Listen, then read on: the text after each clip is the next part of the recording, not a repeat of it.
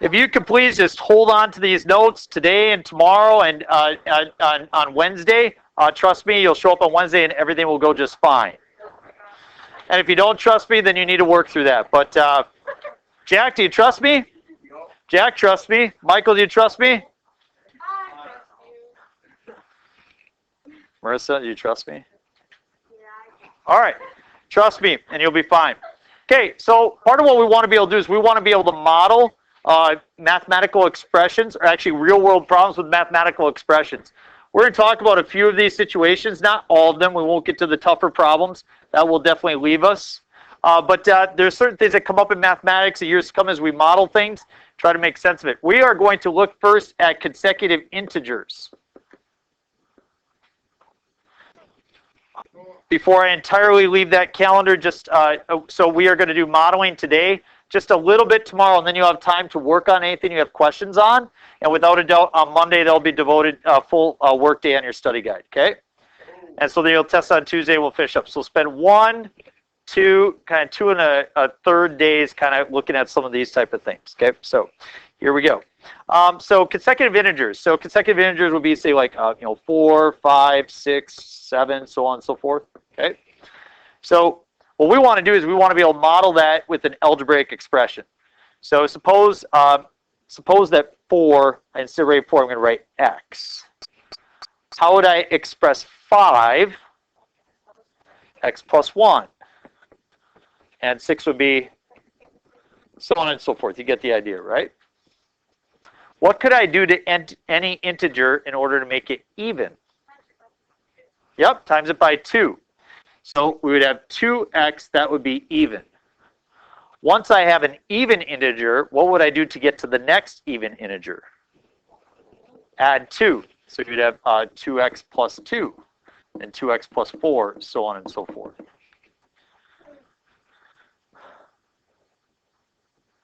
Once I have an even integer, what could I do to it to make it odd? Add 1.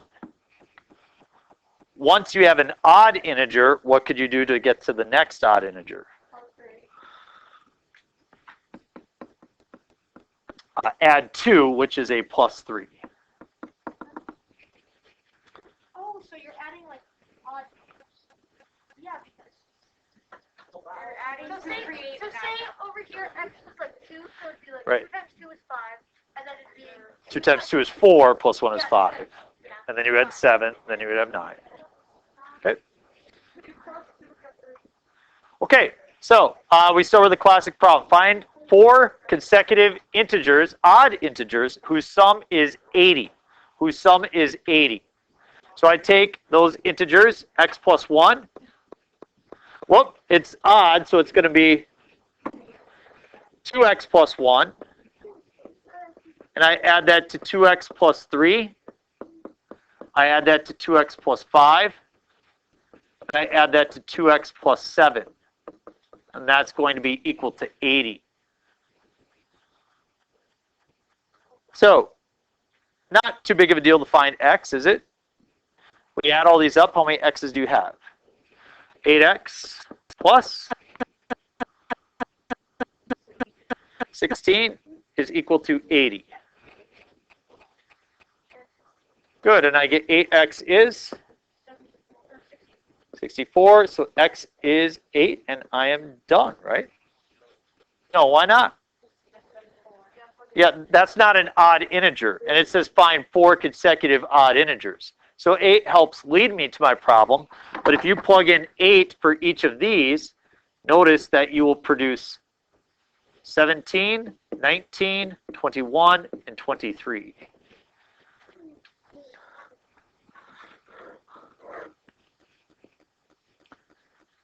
Sometimes when I have people go through units like this, they say, I could have figured that out on my own. Congratulations, okay? I want to see it modeled. And then people get frustrated and say, why do I have to model if I could just do it in my head? And I say, that's fine. I'll let you do that. As soon as you can do this problem in your head, then you don't have to model anything anymore. You guys do realize the end goal is not to try to do a problem like this, right? We desire to move beyond that. So we're trying to build skills. Find 2 consecutive squares whose sum is 613. This did not go well third hour. No bueno. So let's try to do this. Didn't anticipate the frustration was coming up. I'll try to do a better job of presenting it. Okay. So can you just give me an example of two numbers that are perfect squares that are consecutive? 4 and 16. We're missing one in the middle there. 9. What is consecutive? So it means the next one. So like Tuesday and Wednesday are consecutive days. So then how is 4 and 16? 16 is not. That's exactly right. It would be 4 and 9. Because 4 is 2 squared and 9 is 3 squared. And then 16 is 4 squared and 25 is 5 squared. They're consecutive squares. So suppose you were to take two of them. Let's take these two and add them. What do you get? You get 41. That's not 613, is it? So instead of just trying to guess what the squares are, let's model it with an equation. So I need two numbers that are perfect squares. What do you think is an expression I can use for my first perfect square? Good. Are we all okay with that? Then the question is, what would be our next perfect square? Excellent. So this is where we kind of lost people. Let me write it. Some people said x squared plus 1. That doesn't work, because if you just add 1 to these, you get like 10, or you get like 17, you get like 26. Like, they're not perfect squares, right? But if you add 1 to this thing, then you got it, right? So it's x plus 1, that quantity squared, not x squared plus 1. We all good with that? Good, and that's equal to 613. So if I can find x, I could probably answer this question. So I have x squared plus, and what do you get if you take x plus 1 times x plus 1? X squared plus 2x plus 1 is equal to 613. Good, 2x squared.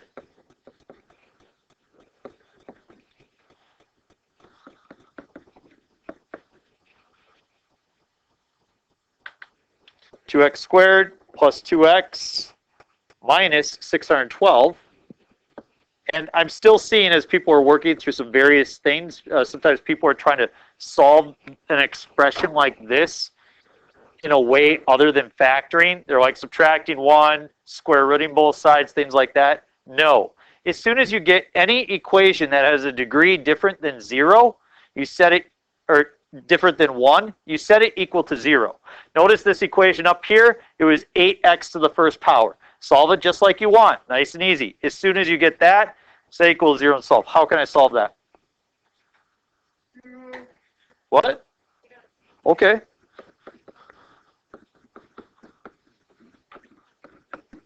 Still not thrilled with this.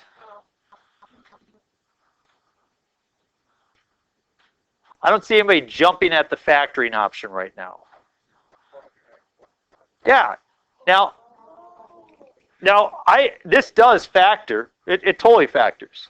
But I can tell that when you look at that, it doesn't just readily jump in your brain, right? Have people typed this into their calculator? The quadratic formula? So if you just type in 2 and negative 612, like, I get the results right away.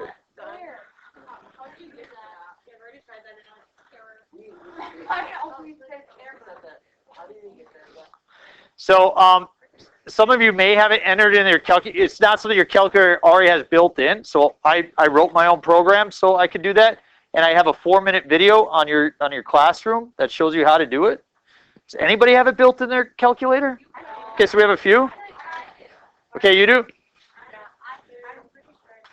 You're pretty sure what? Okay. Well, hit program and hit enter and enter on your quadratic if it's there. Okay. Yep.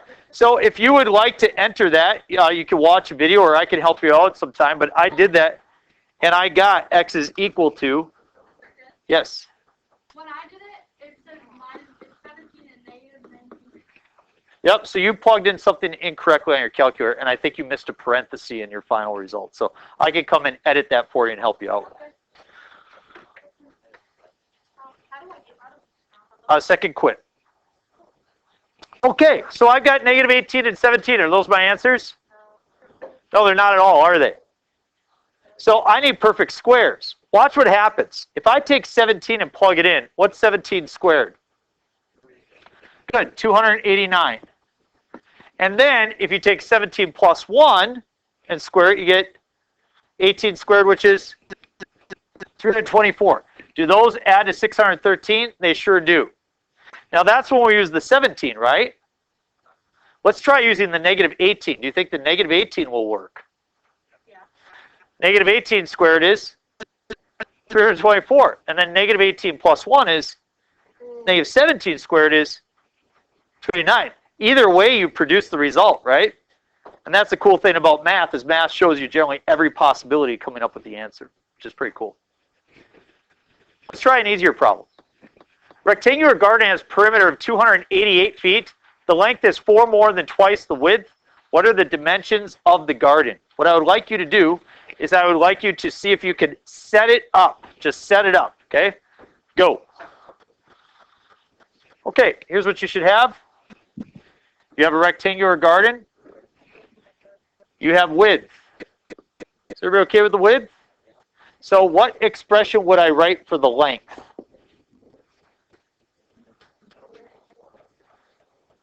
It says 4 more than twice the width. 4 more than twice the width.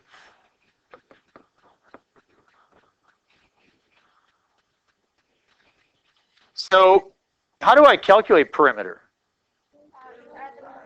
Add them all together, yeah. So, yep. So I'm going to add all this up. So W plus 4 plus 2W plus another W plus 4 plus 2W is equal to 288.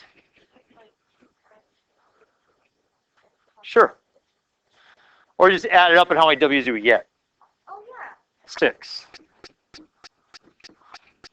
Plus?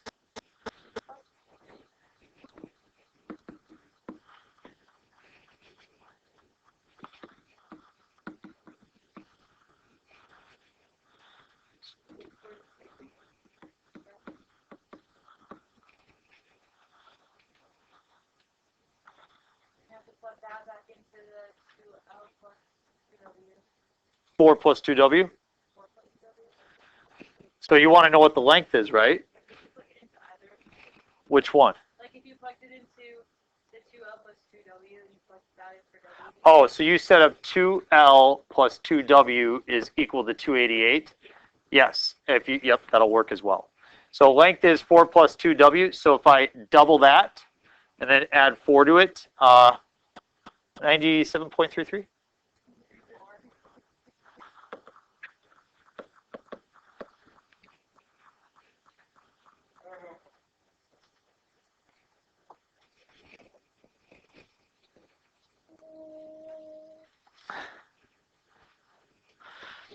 Yeah, let's go. I think you should bump your head. Thank you. I appreciate that. That makes me feel a lot better. All right, so here we go.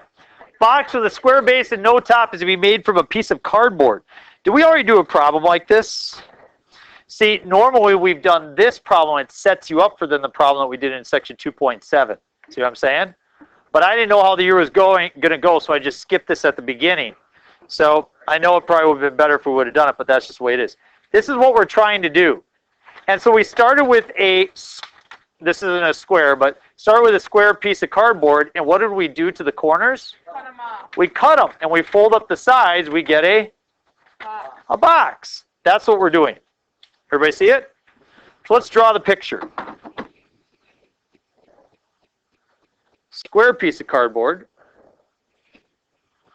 Do we know the dimensions of the cardboard? So what would you like to call it? X by X. And then I'm going to be cutting these pieces. What are the dimensions of those pieces I'm cutting? 4 inches, it tells me. Okay, 4 by 4.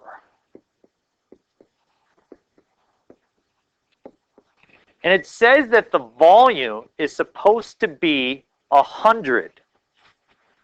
So anybody got an equation for volume? That sounds really difficult. Length times width times height. We'll forget about mass. We'll do that in physics. So length times width times height is equal to, no, it's totally not the same thing. It's equal to volume, okay? So, so we got volume is equal to 100. And then I need my length.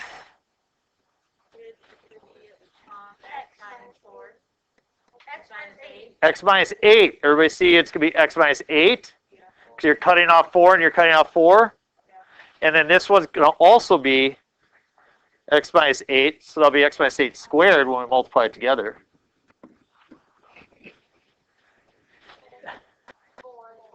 And then when we fold it up, what's the height going to be? 4. Man, I wish I could solve that problem. What should we do? Oh, that's a good idea. 25 is equal to x minus 8 quantity squared. Man, math is good. Now what? When I square root a variable, I have to list both the positive and the negative. So plus or minus 5 is equal to x minus 8. And I add 8, and I get 8 plus or minus 5 is equal to x. What's 8 plus 5? 13. What's x? What's 8 minus 5? Is that my answer? If you gave that answer that would be incorrect, talk with your peer and try to figure out why. Go.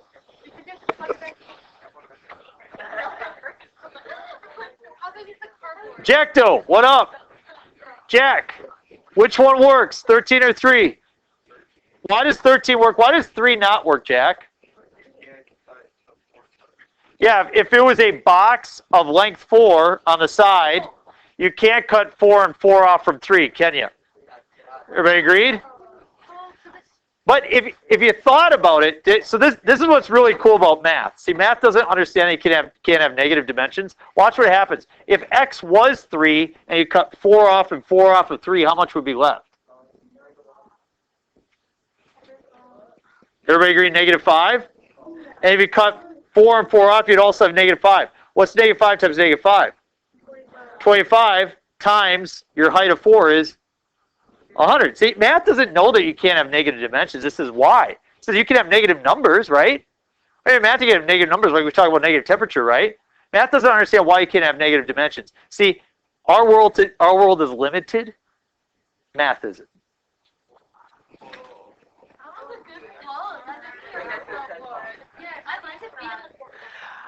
Two more examples. A right triangle has a hypotenuse of length 12.5. One leg is 8.5 inches longer than the other. What is the area of the triangle? You may not say you don't know the area of a triangle. You may not say you don't know what a right triangle is. It might be the case that you don't know that, but you're not going to say that out loud. Okay? You're going to keep that one to yourself. Okay? So a right triangle has a right angle. Okay? Who here does know the area of a triangle?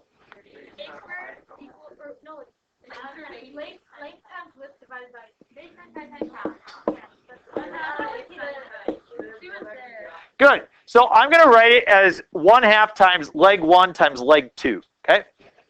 So the two legs, I'm going to multiply those together and just divide it in half. Okay? We all good with that? Okay, so I want to model this. I know the hypotenuse is 12.5. I like that. And it says one leg is 8.5 inches longer than the other. So if I call this x, this would be x plus 8.5.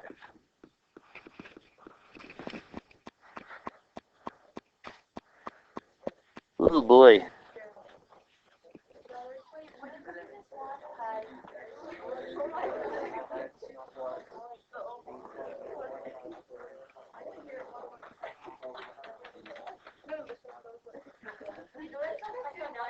What is the thing that we use when we have right triangles and we're looking for lengths? The hypotenuse theorem. A squared plus B squared is equal to C squared. You know, what's really cool about that is every single thing we do second semester trigonometry is based off of that one thing. The Pythagorean theorem is so powerful. It's so cool. And so we're going to set this up. X squared plus x plus 8.5 squared is equal to 12.5 squared. What's that? Say it. Why do we write this? Once we figure out x, will we know the length? And then we can figure out the area. So we got to figure this out first before we can do anything with that.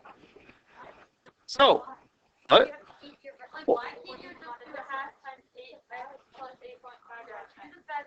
Excellent. Good. So you got area is equal to 1/2 times x plus 8.5. You could do that and solve for x if you knew what the area was. Let's say the area was equal to 50, then go ahead and solve. But you've got two variables now. We can't solve for that. It doesn't work. Okay, here we go. Let's find x. I got x squared plus. What do you get if you multiply that out? I start with x squared, good, and then you're going to have 8.5 times x plus 8.5 times x is going to give you 17x. You have 8.5 times 8.5. 72.25. Very good. Equals 12.5 squared. Oh, we got an equation of the second degree.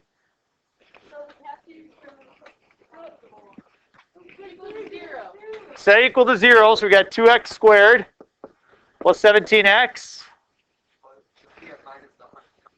Subtract the 156.25, and I get minus 84.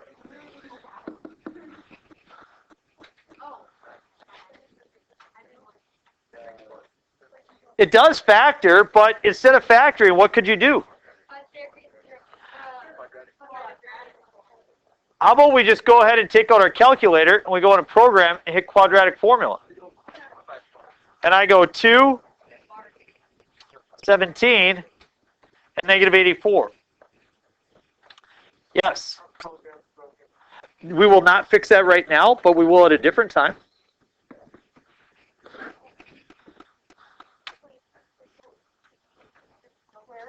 Why?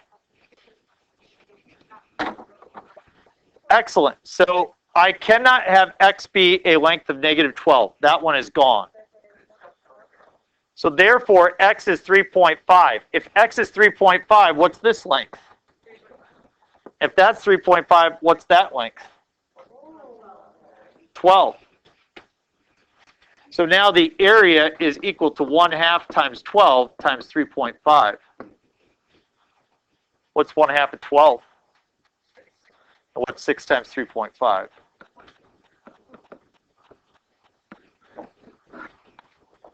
Hi, buddy. A+. All right, last problem for the day. Flip it over. A man is walking away from a lamppost with a light source 6 meters above the ground. The man is 2 meters tall. How far from the lamppost is the man when his shadow is 5 meters long? Good boy. Huh.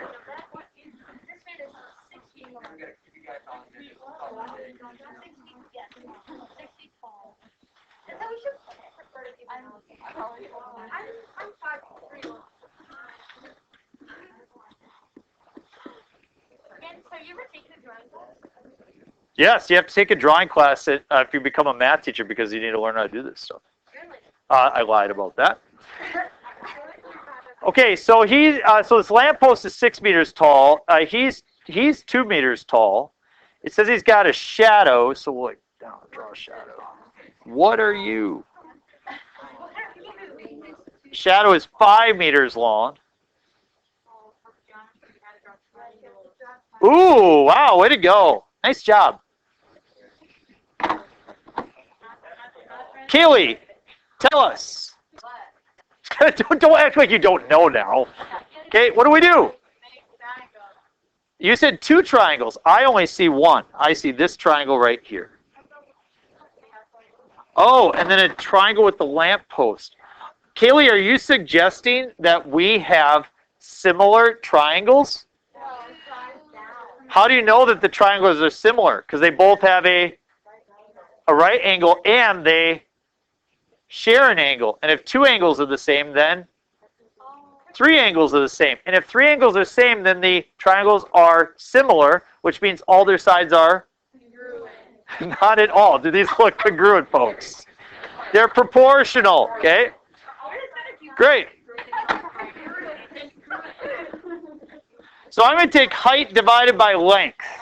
So every time I set up a proportion, I always start with labels. And in this situation, I'm going to use height and I'm going to use length. What's the height of the man? 2 meters. What's the length of his shadow? 5. So that takes care of one of the triangles. Now the other triangle, what's the height of the big triangle? 6. And what is its length? No. 15. No. What? Yeah. So we have a distance here, folks. This is the distance we're trying to find. We're trying to find x. X plus 5. Thank you, Jack Doe, for getting us on track again.